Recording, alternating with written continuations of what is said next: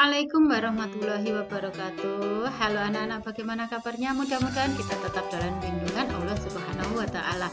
Anak-anak, kita masih pada di kelas 3, tema 3 benda-benda di sekitarmu, subtema 1 aneka benda di sekitarmu, PB 5. Anak-anak, sebelum memulai pembelajaran, marilah kita berdoa. Kita membaca basmalah bersama-sama. Bismillahirrahmanirrahim. Anak-anak, kita lanjutkan ya.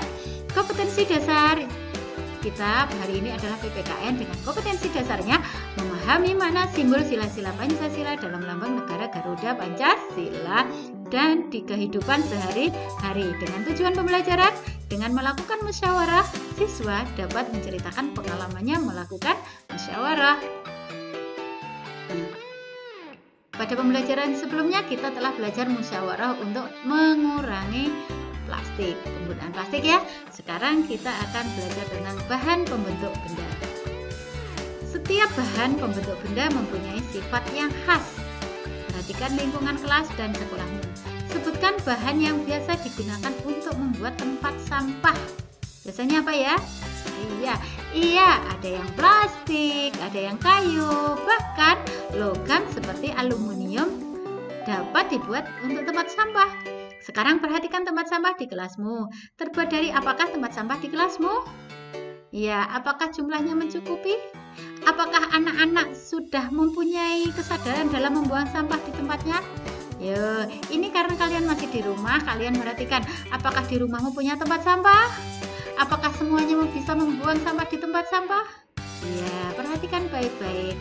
Nah, sekarang ini tidak harus dijawab ya, tapi tolong perhatikan baik-baik di rumahmu, amati baik-baik apakah sudah dibuang ke tempat sampah, apakah tempat sampahnya sudah cukup ya, di semua ruangan ada tempat sampah ya di situ. Nah, sekarang musyawarahkan dengan teman kelasmu bagaimana cara meningkatkan kebersihan di sekolahmu. Ini maaf, bukan di sekolah tapi di rumah.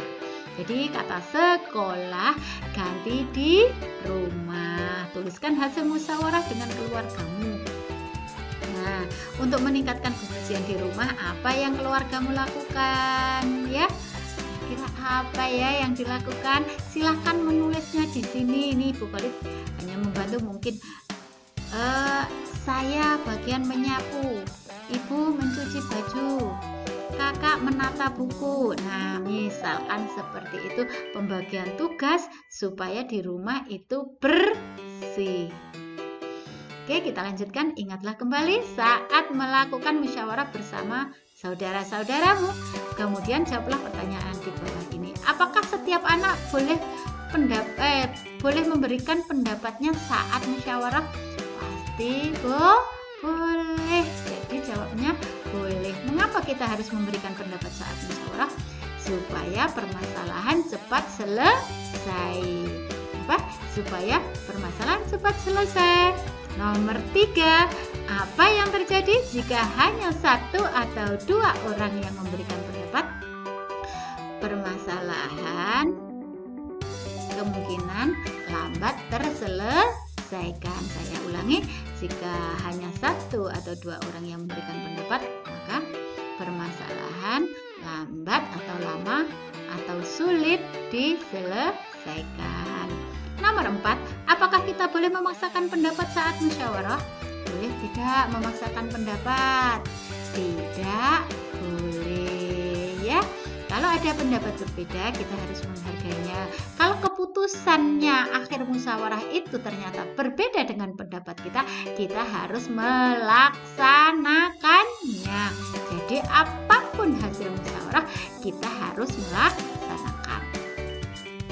Tuliskan pengalamanmu tentang musyawarah. Apakah menurutmu musyawarah sudah berjalan lancar? Kalau namanya kalian itu rapat musyawarahnya di rumah, maka kemungkinan besar akan berjalan lancar. Tapi tuliskan pengalaman. Mau apa pengalaman? Kami pernah bermusyawarah ketika akan pergi rekreasi. Biasanya kalau anak-anak mau rekreasi masih TK dulu. Kalau mau rekreasi bermusyawarah siapa nanti pendampingnya, gimana uang sakunya, nanti siapa yang mabuk, apa obatnya. Nah, itu sudah musyawarah. musyawarah ya. Jadi tuliskan pengalamanmu, mungkin itu pada saat waktu mau rekreasi atau mau ke rumah nenek ya, dimusyawarahkan dulu. Oke, tentang musyawarah ya. Oke, terima kasih untuk membahas tentang musyawarah. Semoga apa yang saya sampaikan bermanfaat. Mohon maaf jika ada kata salah. Selamat belajar, semoga sukses menjadi anak yang hebat. Terima kasih. Wassalamualaikum warahmatullahi wabarakatuh.